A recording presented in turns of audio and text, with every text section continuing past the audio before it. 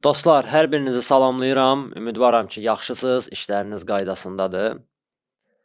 Fudu Futbol kanalına xoş gəlmisiniz. Bugün biz Barselona və Real Madriddən danışacağıq. Son çəkilişlərimdə Real Madridə bir o qədər də çox zaman ayıra bilmirdim. Çünki Barselonada çox maraqlı hadisələr baş verirdi son həftələr və tam olaraq Barselonaya fokuslanmışdım.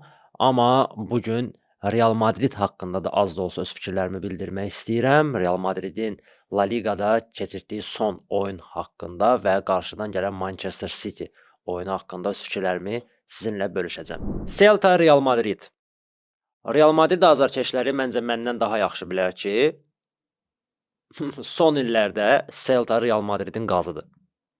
Bunu həm statistikaya baxaraq görə bilərik, həm onların arasında keçirilən oyunlara baxaraq görə bilərik ki, Real Madridin həm oyun cəhətdən, həm nəticə cəhətdən danılmaz bir dominantlığı var. Yəni Celta heç vaxt Realla bacarmayıb. Bəli, La Liganın ilk dövrəsində Celta Santiago Bernabeu'da Real Madridi məğlub etdi. Çox təəccüblü oldu mənim üçün əslində. Yəni mən gözləmirdim ki, Celta gəlib Real Madridin doğma meydanında Real Madrid üzərində qələbə qazana bilər. Amma bu oldu. Bu sensasiya baş verdi. Amma ikinci qarşılaşmada Celta bunu bacarmadı. Amma əslində bacara bilərdi. Son oyunlara baxsaq, Real Madrid son 10 oyunun 9-unda qalib gəlib Celta üzərində. Celta isə cəmi bir qarşılaşmada qalib gəlmişdi və nəzərə alsaq ki, Real Madridin hal-hazırki zədələri bu oyunda Celta'ya az da olsa bir üstünlük verməli idi və Celta bu hədiyyədən istifadə etməli idi. Amma istifadə edə bilmədi. Celta çox qorxaq futbol oynadı Real Madridə qarşı. Çox qorxaq futbol oynadı. Mən belə gözləmirdim. Belə bir misal çəkə bilərəm ki, yəni Celta'nın yerində Espanyol, Rayo Vallecano olsaydı, bu Real Madridə daha çox problem yaşadardı, nəinki Celta. Celta bu hədiyyədən istifadə edə bilmədi və Real Madrid son dəqiqədə vurduğu qol ilə 3 xalı öz aktivinə yazdı. Real Madridin heyətində yetərincə qədər zədəlilər var və cəzalılar var idi bu oyunda. Bunu boynumuza almalıyıq. Yəni, təsəvvür edin ki, Real Madrid oyuna 4-4-2 taktiki sxemi ilə çıxmışdı və komandanın əsas heyətində Kastilyan oyuncusu Thiago Pitarx oynayırdı.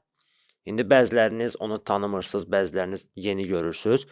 Deməyim ki, belə wow oyuncudur, amma oyuncuda perspektiv var. Oyuncu göstərir ki, nələrsə qadirdir və hal-hazırda təcrübəsi çatışmır. Və Real Madrid bir daha göstərir ki, Kastilyada komandanı xilas edə biləcək oyuncular var. Sadəcə olaraq onlara inanmaq lazımdır, onları qabağa çəkmək lazımdır. Thiago Pitarx bir o qədər də pis oynamadı və ikinci bir oyuncu haqqında danışmaq istəyirəm. Oyunun qəhrəmanı. Bu oyuncu Real Madridi demək olar xilas etdi və La Ligada son turlara qədər mübarizə aparmasını garantilədi. Oyunun qəhrəmanı Moran Ibanez 90-cı dəqiqədə oyuna daxil oldu və Real Madridi xilas elədi. Mən başda olmaqla bəzi Barcelona azarkeşləri bildirdilər ki, son dəqiqələrdə baş verən hadisədə, yəni Moran Ibanez'in epizodunda cərimə olmalıydı və hakim foul qeyd etməli idi, amma olmadı və sonda Valverde getdi, qol vurdu.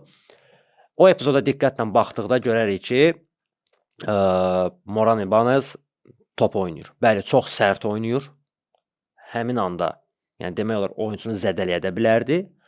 Amma oyun epizodu olaraq tərtəmiz bir epizod idi. Az da olsa, barmaqlarının ucu ilə də olsa Ibanez topa toxunmağı bacarır və epizod təmizdir. Əgər biz oyunun tam əvvəllərinə getsək, görərik ki, əslində Celta birinci dəqiqədən azlıqda qalmalıydı. Bu Yutklanın epizodu idi ki, Yutkla birinci dəqiqədə Tchouaméninin dizinə çox ağır zərbə endirir, açıq ayaqla girir və bu epizod mənə görə qırmızı vərəqə idi. Hakim sırf olaraq oyunun əvvəli olduğuna görə Celta'nı bağışladı. Çünki əgər Celta oyunun tam əvvəllərindən azlıqda qalsaydı, demək olar ki, oyunun marağı qalmazdı. Amma yenə də təkrar edirəm, Celta bu hədiyyədən istifadə etməli idi. Celta Real üzərində qələbə belə qazana bilərdi. Bu Real Madridi məğlub etmək olardı. Amma Celta-nın baş məşqçisi, halbuki o adam heç baş məşqçiyə oxşamır, sədərəkdə elə bil obyekt işlədir. Belə pis çıxmasın, indi bu adam bu Real Madridə qarşı daha belə aktiv oynasaydı, daha belə hücum futbolunu oynasaydı, biz tam başqa şeylər görə bilərdik. Amma o müdafiə olunmağı seçdi. Realda Mbappe yox, Bellingham yox, Rodrigo yox. Yəni belə kreativ oyunçuların heç biri yoxdur. Uşaq-muşağa qarşı oynayırsan, amma belə qorxaq futbol oynayırsan. Niyə? İkinci sənin elə bir məqamı var idi ki, Celta 6 nəfərlə müdafiə olunurdu müdafiə xəttində. 6 nəfər sıraya düzülmüşdü belə və müdafiə olunurdular. Niyə? Nəyə görə? Sən bu komandanın Bernabeu-da məğlub edən komandasan. Niyə belə qorxaq futbol oynayasan öz doğma meydanında? Anlamıram. Anlamıram, amma ümumiyyətlə belə onu deyə bilərəm ki, oyun çox maraqsız keçdi. Çox maraqsız oldu. Yəni 90 dəqiqəmə heyfim gəldi. Gözlərimdən üzr istədim oyundan sonra ki, mən niyə bu oyuna baxdım? Məntiq yox, bir şey yox, hər iki komandada. Okey də Celta-nı anladıq, amma Real Madridin oyunda doğrudan da məntiq yoxdur. Və Real Madridin oyununda mən bir nüansa fikir verdim. Trent Alexander-Arnold nüansı. Fikir verdinizsə, Real Madrid hücumlara çıxan zaman Valverde sağ cinah müdafiəçisini o kimi oynamağa başlayırdı. Arnold isə dayaq yarım müdafiəsinə düşürdü. Və bu artıq Arbeloa'nın bir Pep Guardiola stilidir. Pep Guardiola styla keçir artıq Arbeloa və Arnoldu mərkəzdə yoxlamağa başlayıb ki, oyunu biraz aktivləşdirsin. Uzaq paslar, uzun ötürmələr, ara ötürmələri, yəni Trentdə bunlar var. Və biz görmüşük ki, Trent millidə də oynayan zaman çox vaxt dayaq yarım müdafiəçisi kimi oynayırdı. Walker'dan bacarmırdı. Yəni Trent Alexander-Arnoldun müdafiə olunması çox bərbaddır, çox bərbaddır. Yəni adam mənə görə müdafiəçi deyil. Mən ümumiyyətlə bu günə kimi bilmirəm ki, Trentin mövqeyi nədir. Amma o 100% müdafiəçi deyil. Bəli, Trent elit bir oyuncudur. Möhtəşəm ötürmələri var, möhtəşəm oyun oxuması var. Bəlkə də müdafiəçilər arasında ən möhtəşəm oyun oxuma, ötürmələr, incəlik ondadır. Amma söhbət müdafiədən gedirsə, sıfır. Sıfır. Nəysə, Realdan danışdıq. Keçirik sevimli komandamız Barcelona'ya. Barcelona'nı çətin Bilbao səfəri gözləyirdi və nəzərə almaq lazım idi ki, komanda Atletico Madrid ilə oyunda qoydu, hər şeyin qoydu, canın qoydu və bilirdi ki, bu oyunu yola verəcək Barça. Flick bu oyunu yola verəcək.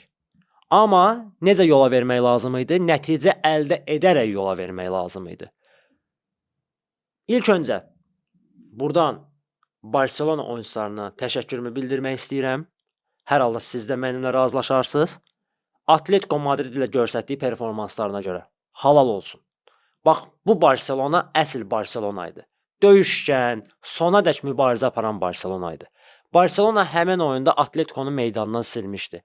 Hardasa nələrsə çatışmadı. Ferranın qoyumluğu, nə bilim, arada bir Rafinha'nın yersiz uzaqdan zərbələri və yaxud başqa nüanslar. Orada da hakimin səhv qərarları var idi, həm Barcelona'nın lehinə, həm Atletico Madridin lehinə. Və əgər ilk oyunda Kubarsinin qolun saysaydılar, biz bəlkə bugün finaldan danışırdıq. Amma oldu, keçdi, canımız sağ olsun. Nəysə, dediyim kimi Barcelona Bilbao ilə oyuna yola ver sistemi ilə çıxmışdı ki, Lijbi bu oyunu yola verək, zədələr olmasın və Newcastle-la oyuna rahat hazırlaşaq. Amma onu da nəzərimizə salmalıyıq ki, Atletik Bilbao da kubok oyununda oynadı və onlar hətta bizdən bir gün sonra oynadılar Real Sociedad'a qarşı və onlar da yorğun idi və onların da yetərincə qədər zədəlləri var. Belə deyim, tarixin bəlkə də ən pis Atletik Bilbao'suna qarşı oynadıq. Yəni Bilbao belə wow bir şey eləyə bilmədi Barcelona'ya qarşı. Necə ki Celta Real oyunu haqqında danışdıqsa ki, çox maraqsız oyun idi. Eynən bu oyun haqqında da onu deyə bilərik. Sadəcə olaraq Barcelona'nın heyətində Lamine Yamal'ın və yaxud Pedri'nin individual keyfiyyətləri o qədər yüksəkdir ki, az da olsa oyuna rəng qatır. və biz bu sıxıcılığı hiss etmirik. Amma ümumən oyuna baxsaq, çox sıxıcı bir oyun idi. Demək olar epizodlar yox idi. Olan epizodları da Ferran sağ olsun, sağa-sola xərclədi. Ümumiyyətlə Ferran haqqında danışmaq istəmirəm. Yoruldum. Doğrudan da yoruldum və bezdim. Bunu biz görürük, bunu azarkeşlər görür, ekspertlər görür, nə bilim, bütün dünya görür, amma Flick nəsə görmək istəmir. Flick çox tolerantlıq edir Ferran Torresa qarşı, belə tolerantlıq etmək olmaz. Adam 8 oyundur ki, artıq qol vura bilmir. Nə qolu var, nə assisti var. Son dəfə Real Betisə qarşı oyunda hat-trick etdi, ondan sonra bu adamı biz itirdik. Yoxdur. Yoxdur. Belə bir hücumçu ilə biz oynamalı deyilik və Flick nələrsə fikirləşməlidir. Ya Rashfordu keçirməlidir 9 nömrə mövqeyinə, ya Olmonu yalancı 9 nömrə kimi, yəni false nine kimi oynatmalıdır və yaxud Fermini, kimisə fərq etmir, nəsə fikirləşməlidir. Çünki qarşıdan çətin oyunlar gəlir və biz həmin rəqiblərin qarşısına bu Ferranla çıxsaq, bizə gülərlər. Daha doğrusu gülməzlər bizə çox sağ ol deyərlər. Deyərlər öpürəm bura, çox sağ ol ki, sən bizə belə bir üslubqa eləyirsən. Lewandowski də Spider-Man maskasını taxıb girdi oyuna, girməsə ondan yaxşı idi. Girməsə ondan yaxşı idi.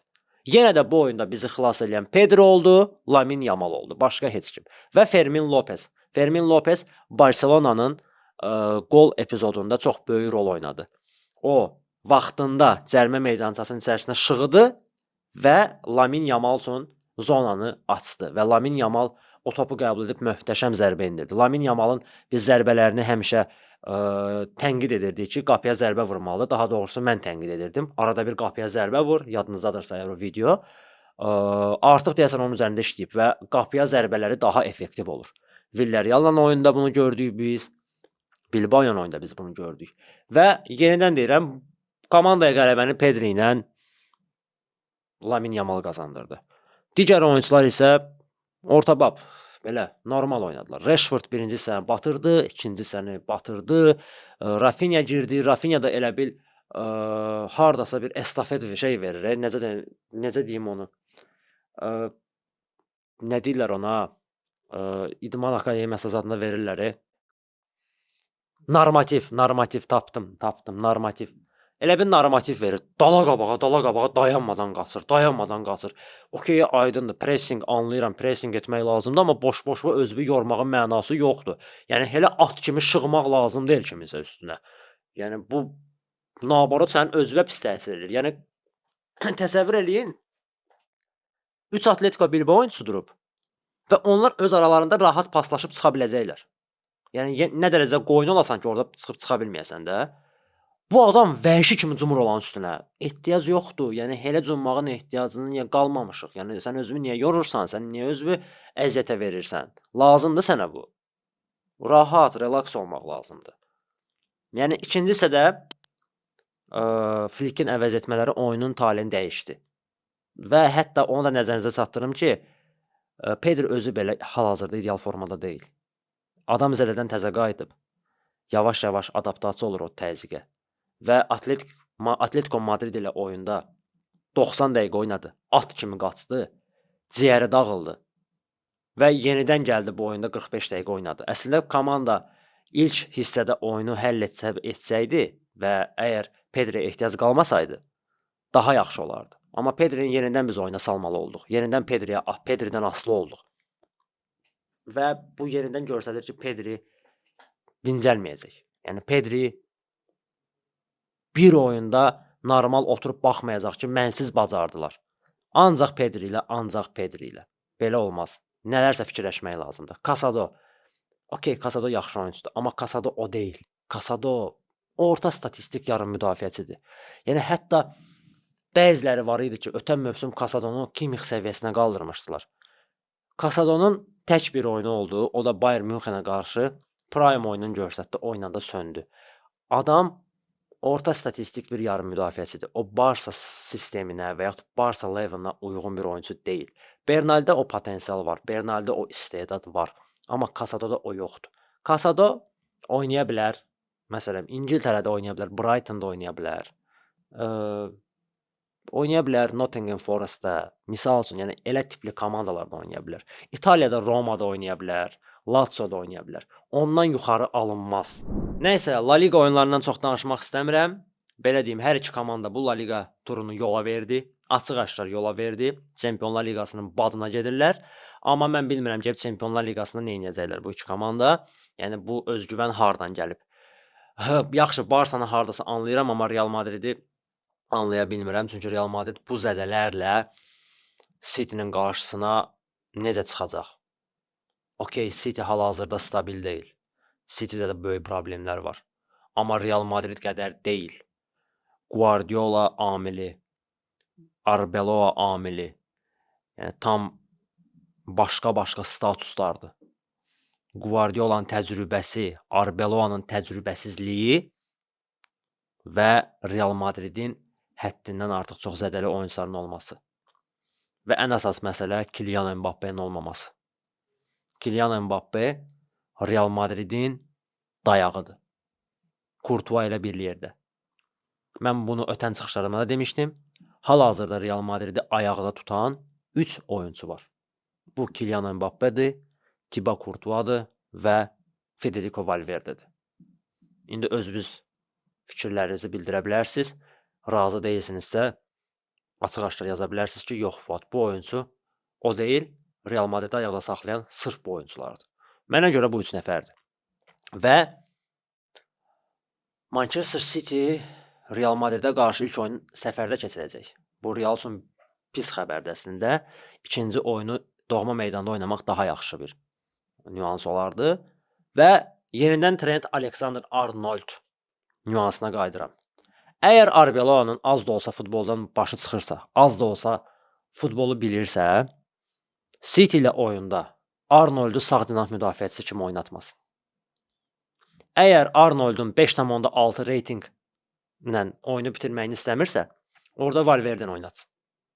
Başqa variant yoxdur. Çünki Jeremy Doku Arnold'un başına elə oyunlar gətirəcək ki, yəni bunu təsəvvür eləmək belə artıq qorxuducudur da, tüklərin biz olur. Yəni orta statistik bir La Liga oyuncusu Trent'i yox edə bilər. Qalmışdı ki, Doku olsun. O cəld ayaqlar, o texnika, o dribling Arnold'u məhv edər. Əgər Arbeloa həmin oyunda Valverde'ni oynatsa sağ cinah müdafiəçisi kimi, ən azından deyə bilərik ki, Arbeloa nəsə bilir və görür. Amma ümumən, belə deyim, mən bu duel haqqında danışmaq istəmirəm, sırf bu birinci oyun haqqında danışmaq istəyirəm. Birinci oyun haqqında onu deyə bilərəm ki, Real Madridin qələbə qazanacağını düşünmürəm. Nəyə görə? Sırf olaraq məşq camilinə görə və həddindən çox zədəlilərin olmasına görə. Bəli, bu Real Madriddir. Real Madrid həmişə Çempionlar Liqasında tam başqa bir komanda olur. Real Madrid uşaqlarla çıxsa belə, o öz aurası ilə istənilən komandanı məğlub edə bilər. Biz bunu görmüşük dəfələrlə. Hələ City'nin özünün də başına gəlib bu. Amma problem ondadır ki, Real Madrid o aurasını itirib artıq. Real Madriddə o aura yoxdur. Yəni, rəqib gəlir və qorxmur. Qabaq rəqib Bernabeu'ya gələndə deyirdi, Bernabeu'nun atmosferi məni sıxacaq, mən burada neynəyəcəm, təkərə düşəcəm. Amma indi elə bir şey yoxdur. Və bu auranı əslində Arsenal qırdı. Arsenala çox sağ ol demək lazımdır buna görə. Amma City inanmıram bu oyunu məğlub olsun. Düşünmürəm. Ən yaxşı halda Real Madriddən bərabərliyi gözləyirəm. Bərabərlik. Əgər Real Madrid Santiago'da Manchester City'yə qarşı bərabər oynasa, deyərəm halal olsun. Yəni doğrudan da halal olsun. Amma mənim təxminim Manchester City'nin qələbəsidir. 1-2 və yaxud 1-3 hesabı ilə Manchester City'nin qələbəsini gözləyirəm. Newcastle Barcelona. Atletico Madridlə oyunda biz 2 cinah müdafiəçimizi itirdik. Bu Jules Koundé və Alex Balde'dir. Yadınızdadırsa ötən mövsümdə də yarımfinaldan öncə biz bu 2 şəxsi itirmişdik və onlar bizə Interlə oyunda kömək ola bilməmişdilər. Amma buna baxmayaraq komanda onlarsız belə, yəni mübarizə apardı, onların yoxluğunu hiss elətdirmədi. Eric Garcia və Gerard Martin deməyim ki, ideal oynadılar, amma komandaya kömək olmağı bacardılar. İndi hələ mövsümün tam əsas yerində deyilik. Okey, onların yoxluğunu hardasa kompensasiya edə bilərik. Cancelo'nu artıq biz play-offda oynada bilərik. Eric Garcia sağ cinahda pis oynamır. Martini sola çəkib Cancelonu sağda oynada bilərik. Yəni seçimlərimiz var. Mərkəzi biraz düşünmək lazımdır. Amma problemimiz bizim Newcastle-la nədə ola bilər? Newcastle-la top vermək olmaz. Newcastle-la top vermək olmaz. Çünki Newcastle-ın mərkəz xətti, yarım müdafiə xətti həddindən artıq güclüdür. Fiziki mənada güclüdür. Bəli, bizim yarım müdafiə xəttimiz çox texnikaldır, ağıllıdır, IQ-lidir. Bu başqa məsələ. Və onu da nəzərinizə çatdırım ki, Frank de Jong da bu oyunda olmayacaq. Pedri tək qalıb. Pedri'nin yanında böyük ehtimalla Bernard oynayacaq. Amma biz yarım müdafiə xəttini Newcastle-a versək, Tonali'yə versək, Joelinton'a versək, bilməm, Bruno Guimaraes deyəsən zədəli idi. Qayıdacaq yoxsa qayıtmayacaq onu bilmirəm. Ona versək, Newcastle-da bizim şansımız yoxdur. Yəni St. James Park'da bizim zərrə qədər şansımız yoxdur. Və hər şey gərək Camp Nou-da həll olunsun. Ümumiyyətlə mən düşünürəm ki, bu cütün taleyi Camp Nou-da həll olunacaq və Camp Nou-da Barcelona qələbə qazanacaq. Amma bu demək deyil ki, biz birinci oyunu yola verməliyik və yaxud sırf olaraq hansısa bir qənaətbəxş nəticə üçün ora getməliyik. Yox, qələbə üçün getmək lazımdır. Amma realistik də olmaq lazımdır. Hal-hazırki bu komanda Ferranla, Lewandowski-ilə, Rashfordla o deyil. Yəni ümid Lamine Yamalın və Pedri'nin şəxsi keyfiyyətlərinə, individual keyfiyyətlərinə qalıb. Yəni biz deyirik ki, qurban olun Pedri bir dənə nəsə fikirləş, Yamal bir dənə nəsə fikirləş. Bu Yamal'la Pedri də bez razmer deyil axı. Ya bunlar da yorulurlar, bunlar da insandılar. Sadə bir şey deyim, Bilbao ilə oyunda top Yamal'a gəlir. Yamal'ın üstünə 4 nəfər adam cumur. 4 oyuncu birdən cumur. Təsəvvür edirsiniz indi Newcastle-la oyunda necə olacaq? Trippier oradan cumacaq, Tonali buradan cumacaq, Burn oradan cumacaq. Və ən əsas məsələ, Barcelona'nın üstünlüyü nədədir? Barcelona'nın üstünlüyü Newcastle-ın müdafiə xəttinin həddindən artıq ləng olmasıdır. Bax, bu bizə üstünlüyü verə bilər.